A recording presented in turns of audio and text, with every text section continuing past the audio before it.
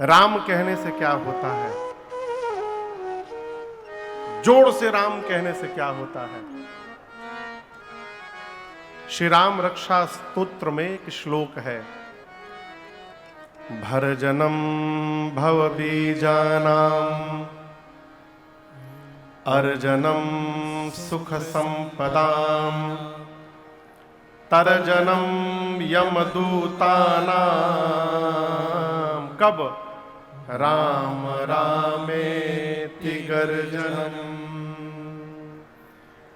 गर्जना पूर्वक राम नाम का उच्चारण करने से 3 काम होते हैं।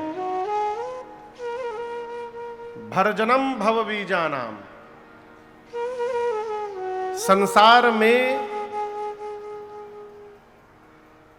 पौधा निकलता है तो बीज से निकलता है ना। कोई भी पुष्प, पौधा, पेड़ निकलते हैं तो बीज से। उसी प्रकार इस जीवात्मा का भी बीज है, जिससे इस जीवात्मा को जन्म मिलता है जगत में। कहते हैं भर्जनम भव बीजानाम, इस भव रूपी बीज को भूंज दे। भूजना समझते हैं? अच्छा बताओ, चना को लेकर यदि तवा पर भूंज दिया जाए, भूजना समझ रहे हैं ना, भूंज दिया जाए, अब भूजने के बाद उस बीज को मिट्टी में डाला जाए तो क्या उससे पौधा निकलेगा? तो जिस प्रकार बीज को भूंज देने से उससे पौधा नहीं निकल पाएगा, उसी प्रकार जो गर्जना पूर्वक राम राम का उच्चारण करता है, यह राम नाम का उच्चारण जीव के भव बीज को भूंज देता है, अर्थात उस जीव का दोबारा जन्म होने वाला नहीं है, उसको मुक्ति प्राप्त हो जाए। ये तो एक रहा, 3 बोले हैं ना, भरजनम भव बीजानाम, दूसरा अर्जनम सुख संपदाम, जो जोड़ जोड़ से राम नाम का उच्चारण करे उसको सुख संपदा अर्जित होता है, प्राप्त होता है, उसका जगत में ऐश्वर्य बढ़ता है। कैसा ऐश्वर्य? देखिए, हमारे लिए बहुत रुपया इकट्ठा हो जाए ये प्रसन्न होने का विषय नहीं है। हम जहां जाएं वहां आदर से हमारा लोग नाम ले, ये हमारी सबसे बड़ी संपदा है? कीर्ति यशस्य जीविति। मनुष्य जीवित रहते जीवित नहीं रहता। मनुष्य वास्तव में तब जीवित रहता है जब वो इस जगत से चला जाए और उसके जाने के बाद भी संसार में उसका नाम जीवित है, वो जीवित है, वो अमर है। अर्जनम सुख संपदाम, उस मनुष्य को सुख संपत्ति प्राप्त होती है। पहला क्या हुआ? भर्जनम भव बीजानाम, दूसरा अर्जनम सुख संपदाम, तीसरा तरजनम यमदूतानाम। यमराज के दूत यदि लेने आ जाए तो ये राम नाम की गर्जना उनको दौड़ा कर भगाता है, भागो यहां से। तरजनम यमदूतानाम, भगवान का भजन करने वाले जीव को यमराज के दूत की क्षमता नहीं कि स्पर्श कर दे। उसके लिए तो भगवान के धाम से भगवान के पार्षद आते हैं और उस जीव को भगवान के धाम लेके चले जाते हैं, सीधे भगवान के धाम। ये तीनों कब होता है? राम रामेति गर्जनम। जब गर्जना पूर्वक राम नाम का उच्चारण हो जीवन में, तो ये तीनों कार्य पूर्ण होते हैं। इसलिए जब भी कभी अवसर मिले राम राम कहने का, तो आलसी होकर नहीं कहना चाहिए, एकदम बुलंदी में कहना चाहिए, जय सिया राम, जय सिया राम। ये हुई ना बात। हनुमान जी की तरह आप लोग को भी जगाना पड़ता है। कल हमने और आपने यहां पर विवाह महोत्सव मनाया, श्री सीताराम विवाह महोत्सव। आज कथा अयोध्या कांड में प्रवेश करती है। किस कांड में? जोर से कहिए, अयोध्या कांड। श्री अयोध्या कांड के प्रारंभ में पूज्यपाद गोस्वामी श्री तुलसीदास जी महाराज ने 3 श्लोक लिखे हैं। पहले श्लोक में भगवान शंकर का वंदन किया है, दूसरे श्लोक में राम जी के मुख का वंदन किया है, और तृतीय श्लोक में मेरे पीछे जो आप स्वरूप दर्शन कर रहे हैं मेरे ठाकुर जी का, इस स्वरूप का वंदन किया है। शंकर भगवान के लिए गोस्वामी जी कहते हैं, यशांके च विभाति भूधर सुता देवा पगामस्तके भाले बाल विधुर गले च गरलम यस्यो रसी व्याध। जिन भगवान शंकर के बाम भाग में मां पार्वती विराजमान है, कहीं यशांक के है कहीं वामांक के है, किसी किसी पाठ में, जिनके सिर पर देव नदी मां गंगा है, ललाट पर दूज के चंद्रमा है, गले में हलाहल विष है, वक्षस्थल पर वासुकी सर्प यज्ञोपवीत की भांति सुशोभित है।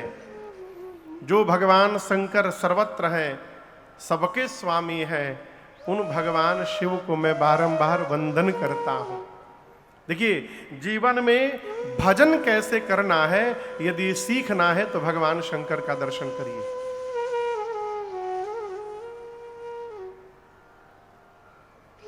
वैसे तो बोकारो में बहुत काफी संख्या में आप लोग आ रहे हैं। कई जगह से मेरे पास फोन भी आया कि महाराज श्री बोकारो को लोग खूब आनंद ले रहे हैं, खूब संख्या में उपस्थित हो रहे हैं। ये आपका भी सौभाग्य है और मेरा भी सौभाग्य है। लेकिन मेरा एक प्रश्न है, क्या बोकारो में केवल आप ही लोग रहते हैं और कोई नहीं रहता है? वो क्यों नहीं आ रहे हैं? इतनी समस्या है जीवन में साहब। किसी से कहिए कि चलो कथा में, कथा सुनने का टाइम है, अभी इतना टेंशन है आप सोच नहीं सकते है?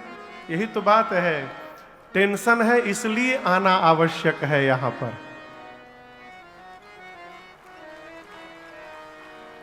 आप समझ रहे मेरी बात को? भगवान शंकर से अधिक कोई समस्या में रहता है। अब आप कहोगे महाराज जी तो भगवान है, इनको क्या समस्या है? प्रेमचंद जी, हम गिना रहे हैं समस्या। देखिए, बाबा के बगल में पार्वती मैया बैठी हैं, और सिर पर कौन बैठा है? गंगा मैया। जोर से कहिए। गंगा मैया। बगल में पार्वती मैया बैठी हैं, कपारे पर गंगा मैया बैठी हैं। ये टेंशन का विषय नहीं है। आप कहिए, टेंशन का विषय नहीं है। बाबा के गले में सांप है, कार्तिकेय भगवान मोर पे चलते हैं, बगल में मोर भी है नीचे। यहां देखिए, नीचे मोर होगा, दिखाई दे रहा होगा। दिखाओ स्वरूप, दिखाओ एक बार। है मोर। अब मोर के आगे सांप है और मोर सांप को कुछ कह नहीं रहा है। दोनों को एक साथ रखना समस्या नहीं है का? कहिए। गणेश जी चलते हैं मूसक पर, अब वहां पर बाबा के पास सांप है, सांप के आगे मूसक महाराज फुदुक रहे हैं और सांप छू नहीं रहा है। ये समस्या नहीं है, दोनों को एक साथ में रखना। बाबा चलते हैं नंदी पर, अब मेरी मां चलती हैं सिंह पर, शेर पर। नंदी और शेर एक साथ पार्किंग में खड़े हैं, कैलाश के पार्किंग में एक साथ नंदी और शेर खड़े हैं। दोनों को एक साथ रखना ही समस्या नहीं है तो और क्या है? लेकिन इतनी समस्या में भी मेरे बाबा एकदम आनंद में रहते हैं। जानते हैं क्यों? क्योंकि भगवान शंकर पूरे परिवार के साथ तुम पुनि राम राम देन राधे सादर जपहु अनंग अराधे। भगवान शिव पूरे परिवार के साथ भजन में रहते हैं, इसलिए भजन आने के बाद जीवन में समस्याएं तो आती हैं, लेकिन उन समस्याओं का प्रभाव हमारे जीवन पर नहीं पड़ता है। ये भजन का प्रभाव है, ये सीखना है इनसे। और जवानी में सब समस्या तो जवानी में है। हम लोग छोटे थे तो मन में होता था कब बड़े हो जाएं, कहें पढ़ाई से पिंड छूटे। लेकिन अब सही बताएं आपको, अब मन करता है काश फिर से छोटे हो जाते। कोई टेंशन नहीं था हो समय, पढ़ाई करो, खेल करो, आनंद करो। गृह कारज नाना जंजाला, ते अति दुर्गम शैल विशाला।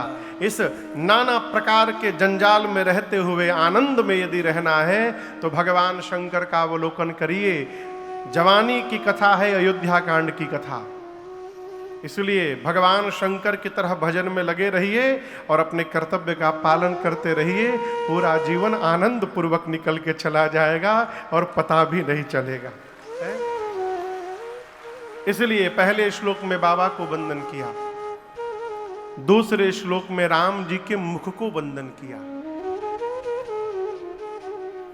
आप दर्शन करिए, राम जी से रात में क्या कहा गया कि सवेरे आप युवराज बनेंगे।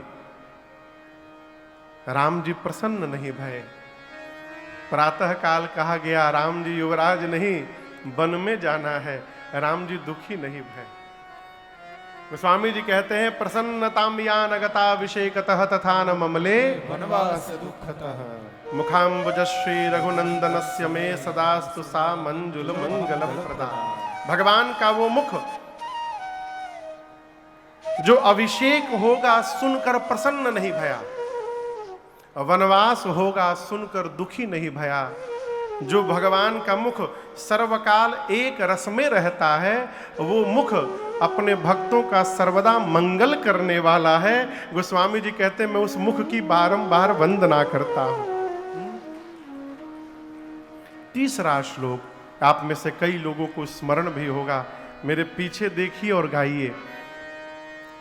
नीलाम्बुजश्यामलकोमलांगम सीता समारो पितबाम भागम पाणौ महाशायक चारुचापम नमामि रामं रघुवंशनाथम। स्वामी जी कहते हैं नीलाम्बुज, नील अंबुज के समान श्यामल कोमलांगम, जिनके श्याम रंग के कोमल अंग हैं।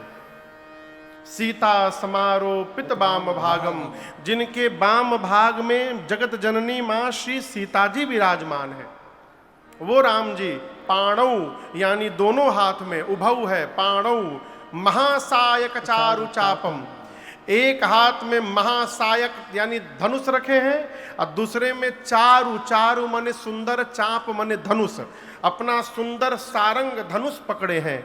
एक हाथ में बाण, एक हाथ में धनुष पकड़कर सीता जी के साथ रघुवंश के सिंहासन पर विराजमान है। उन राम जी को नमामि रामं रघुवंशनाथम, मैं बारंबार वंदन करता हूं। ये 3 श्लोक हैं अयोध्या कांड के और इसके बाद कथा प्रारंभ की गोस्वामी जी ने। लेकिन आप दर्शन करिए, प्रारंभ करने के पहले एक दोहा लिखा।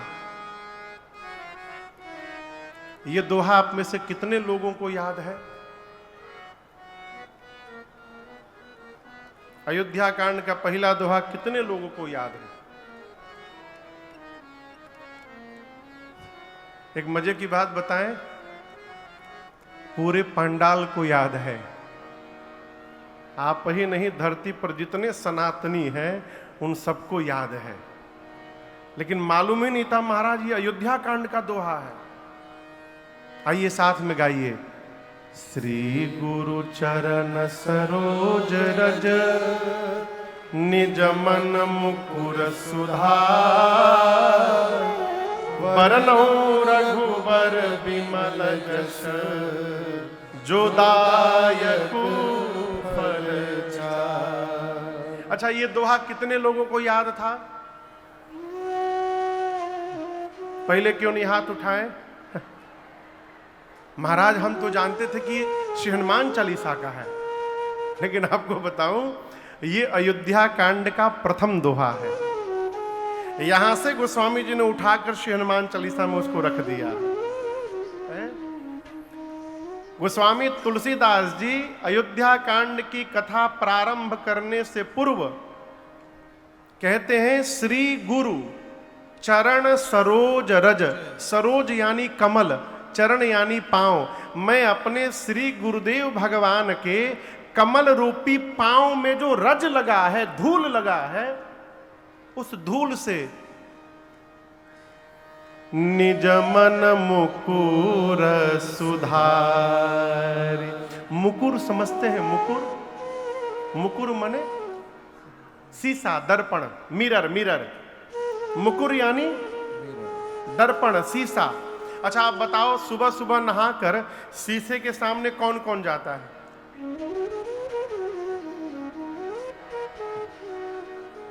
सब जाते होंगे, छोड़ एक आदमी को। बोलूं? अब हमारी पंडित जी को शीशा का गिला क्या काम है? जिसके सिर पर बाले नहीं है वो शीशा के सामने जाके क्या कर लेगा? सॉरी, कोई अन्यथा न लेगा। दर्पण के सामने जाते हैं। अच्छा आप बताओ, दर्पण पर यदि मैल जमा हो तो आपको चेहरा दिखाई देगा? कहा करिए, बीच में नहीं दिखाई देगा। तो आप क्या करेंगे? उसको साफ करेंगे। जिस प्रकार दर्पण पर मैल जम जाए तो अपना मुख नहीं दिखाई पड़ता, उसी प्रकार मन पर यदि मैल जम जाए तो भगवान की कथा समझ में नहीं आती है, भगवान का चरित्र समझ में नहीं आता है। इसलिए भगवत चरित्र को समझना है तो मन को निर्मल करना अति आवश्यक है। और ये मन निर्मल होगा कैसे? गुरु जी की कृपा से। गोस्वामी जी कहते हैं, श्री गुरु चरण सरोज रज निज मन मुकुर सुधार। अपने मन रूपी दर्पण को सुधार कर, साफ करके, मैं अब बरनौ रघुबर बिमल जस जो दायक फल चार। मैं भगवान के इस विमल यश का वर्णन करने जा रहा हूं जो 4 फल देगा। कितना फल? 4। कौन कौन सा फल देगा? आम, केला, संतरा, चौथा हो सेव। हाँ, सेव, सेव बहुत फेवरेट है। कहा सेव। ये फल नहीं मिलेगा। क्या मिलेगा? धर्म, दूसरा अर्थ, तीसरा काम और चौथा मोक्ष। भगवान के यश का गुणगान मनुष्य को चारों पुरुषार्थ देने में सक्षम है। इसलिए गोस्वामी जी कहते हैं, मैं मन को निर्मल कर रहा हूं। बतिया समझ में आ रही है? इसलिए कुछ ना करिए, मन निर्मल करिए।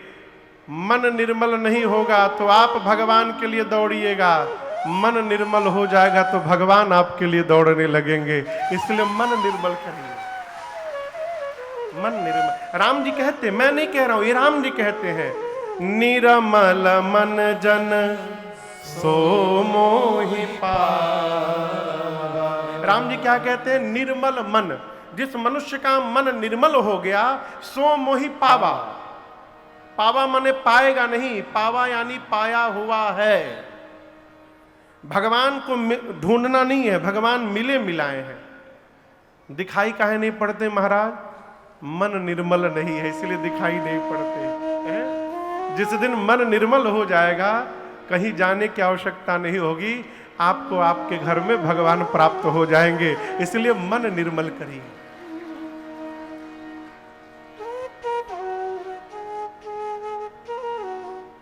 पूज्यपाद गोस्वामी तुलसीदास जी अयोध्या कांड की प्रथम चौपाई लिखते हैं। आगे आगे हम गाएंगे, पीछे से सुनकर आप गाइएगा, ठीक है? जब तेरा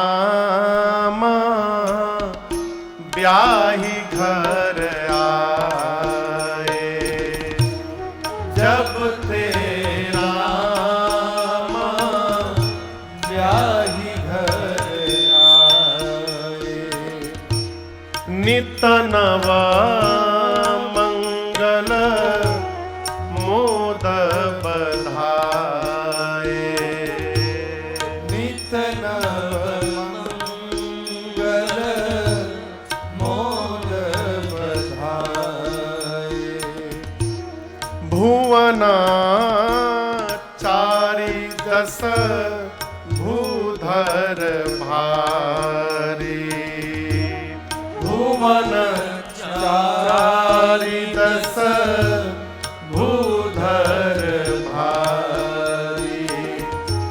सुकृत मेघ पर सही सुख बारी। सुकृत मेघ पर सही सुख बारी। रिधि सिद्धि संपत्ति नदी सुहाई। रिधि सिद्धि संपत्ति नदी सुहाई। उमगी अवध बुद्धि कहूँ आई। उमगी अवध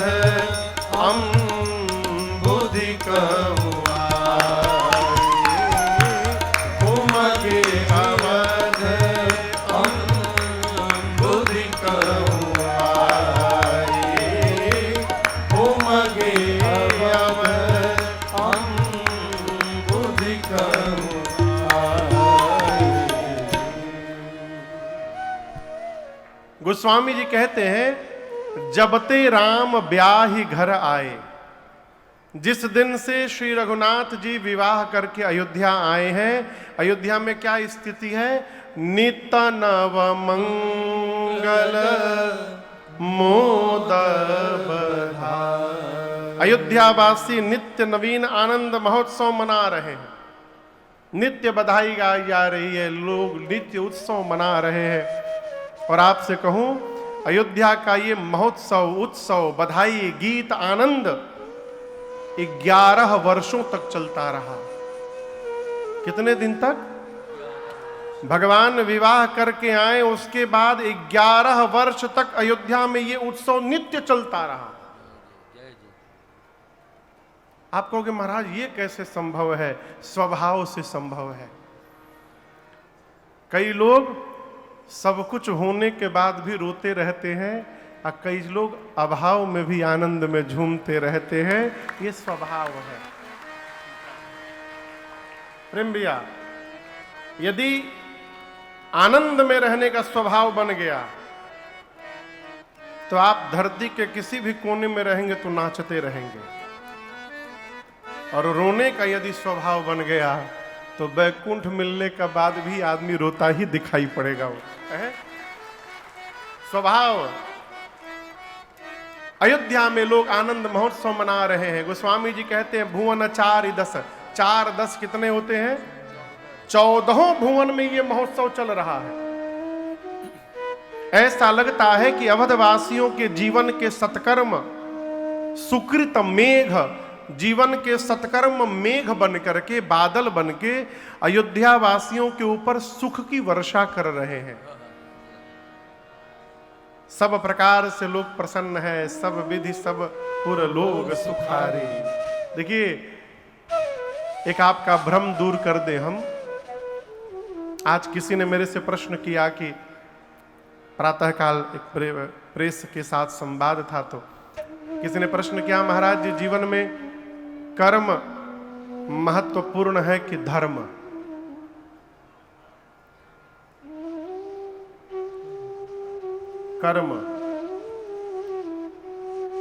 कर्म ही डिफाइन करेगा कि आप धर्म में है कि अधर्म में है। बिना कर्म किए आप धर्म को परिभाषित ही नहीं कर सकते। भाई काम करेंगे तब न पता चलेगा कि आप धर्म कर रहे हैं कि अधर्म कर रहे हैं। जब कुछ करबे नहीं करेंगे तो कैसे पता चलेगा धर्म है कि अधर्म है? समझ रहे हैं? इसलिए कर्म प्रधान विश्व करी राखा, जो जस करई सो तस फल चाखा। जीवन में कर्म आवश्यक है, लेकिन कैसा कर्म? धर्म सम्मत कर्म आवश्यक है, ये इसका विवेक रखना चाहिए। केवल भगवान की अगरबत्ती दिखाने से हम सुखी नहीं हो पाएंगे जब तक हमारे द्वारा सत्कर्म नहीं होगा। बहुत गंभीरता से कह रहा हूं आप लोगों से, कर्म करिए। कैसा कर्म? सत्कर्म करिए, परमार्थ करिए। क्यों? बिना सत्कर्म किए जीवन में सुख मिलने वाला नहीं है। आपको उदाहरण दे रहा हूं, आपको बहुत भूख लगी हो, बहुत भूख लगी हो, 4 रोटी की आपकी भूख है, आपके थाली में 4 रोटी सब्जी सब आ गया, आप खाने बैठे, तब तक कोई आपसे अधिक भूखा आपको दिखाई पड़ गया।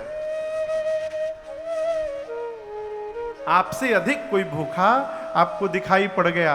आप अपनी 4 रोटी में से 2 रोटी उस भूखे को खिला दिए और 2 अपने खा लिए।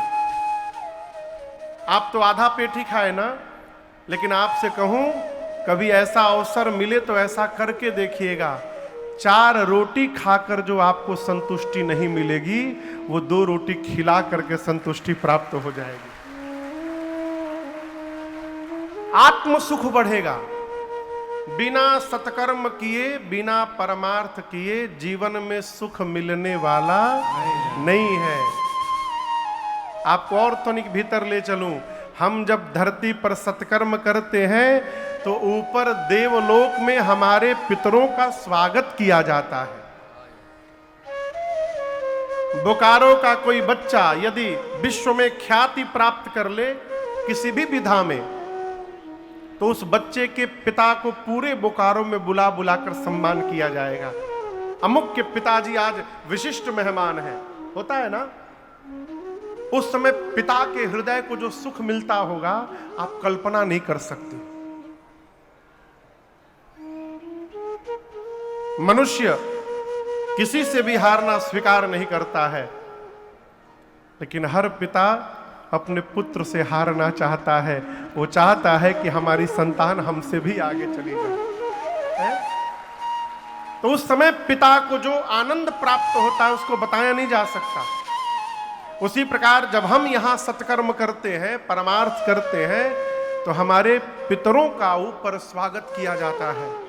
और उस समय पितृ हमारे जब प्रसन्न होते हैं तो उनकी कृपा की दृष्टि होती है हमारे परिवार पर, और तब जाकर परिवार में सुख शांति की वर्षा होती है। ये पूरा प्रोसेस है।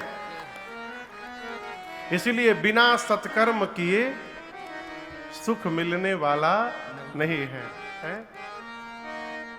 सत्कर्म करिए। अभी टाइम नहीं महाराज, बाद में करेंगे, बाद में। अगला साल हमारे पूज्य महाराज ऋषि के एक परिचित है, मैं बताऊं, मैं नाम नहीं लूंगा ना स्थान बताऊंगा। उनका ट्रांसपोर्ट का काम है, मां ट्रकें हैं उनकी। तो वो उनकी जब 5 ट्रकें थी तो बोले महाराज जिस दिन 11 ट्रक होगा आपकी राम कथा कराऊंगा। ये बात है 25 साल पुरानी। बोले जिस दिन 5 से 11 ट्रकें हो जाएंगी उस दिन आपकी कथा कराऊंगा। आज उनके पास 450 ट्रक है, लेकिन आज तक कथा नहीं हो पाई। 450 ट्रक है, आज कथा नहीं हो पाई। इसलिए सत्कर्म के लिए कल पर न टालिए, तुरंत करिए। भगवान जितना दिए उतने में करिए। कहो कल क्या होगा कौन जानता है? हम लोग एक पद गाते हैं, अरे किस धुन में बैठा बावरे और तू किस मद में मस्ताना है। ओ सोने वाले जाग जा, संसार मुसाफिर खाना है। ओ सोने वाले जाग जा, संसार मुसाफिर खाना है। किस धुन में बैठा बावरे, किस धुन में बैठा बावरे, किस मद में तू मस्ताना है। वो सोने वाले जाग जा, संसार मुसाफिर खाना है। ओ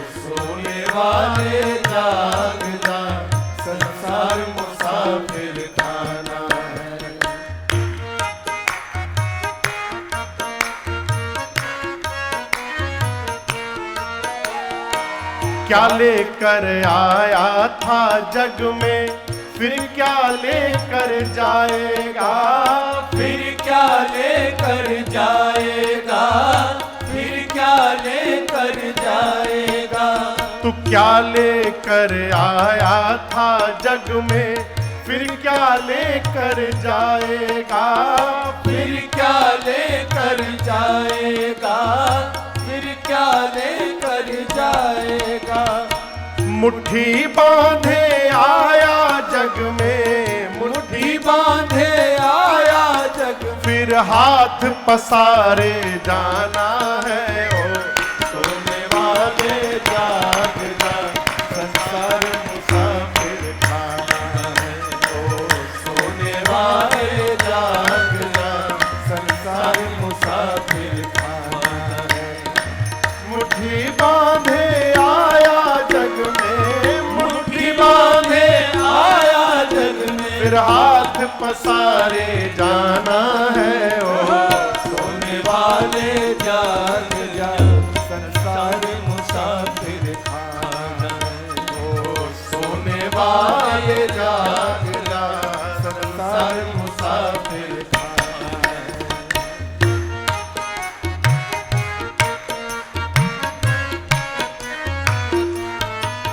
कोई आज गया, कोई कल गया, कोई चंद रोज में जाएगा, कोई चंद्र रोज में जाएगा, कोई चंद्र रोज में जाएगा।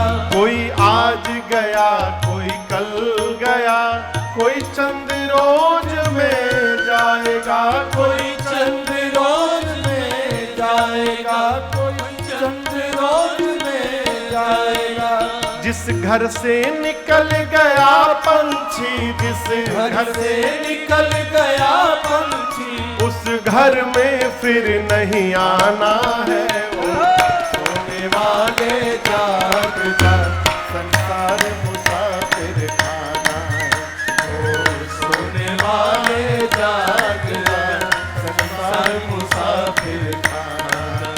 इस घर से निकल गया पंछी, इस घर से निकल गया पंछी, उस घर में फिर नहीं आना है। ओ सोने वाले जाग जा, संसार मुसाफिर खाना है। ओ सोने वाले जाग जा, संसार मुसाफिर खाना है।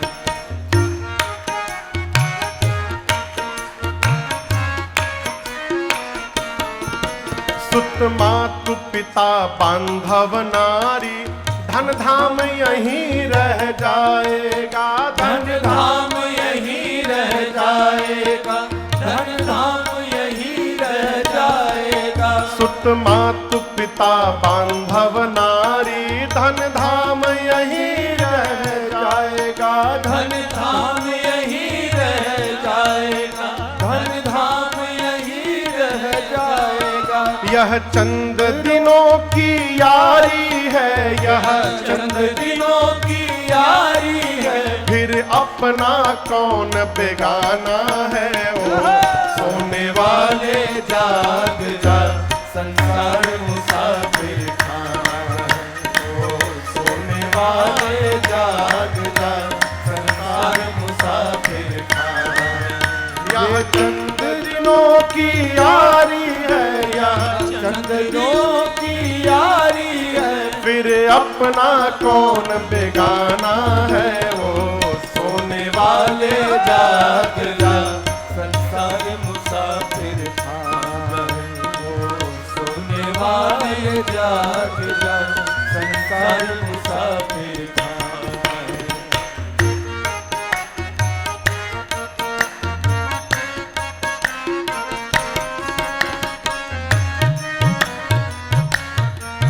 कहे भिक्षु यति हरि नाम जपो, फिर ऐसा समय न आएगा, फिर ऐसा समय न आएगा। कहे भिक्षु यति हरि नाम जपो, फिर ऐसा समय न आएगा, फिर ऐसा समय न आएगा। पाकर कंचन सी काया को, पाकर कंचन सी काया को, फिर हाथ मीज पछताना है।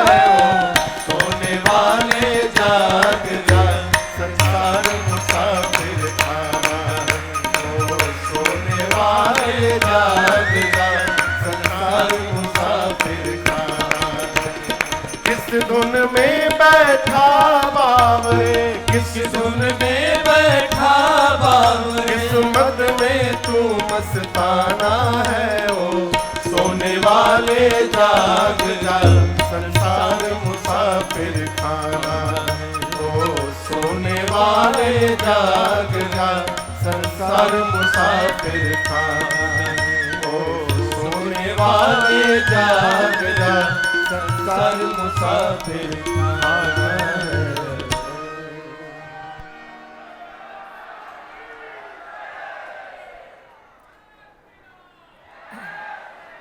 बैठिए बैठिए। सोने वाले जाग जा, संसार मुसाफिर खाना है। सत्कर्म करिए, कब करें महाराज? तुरंत करिए। है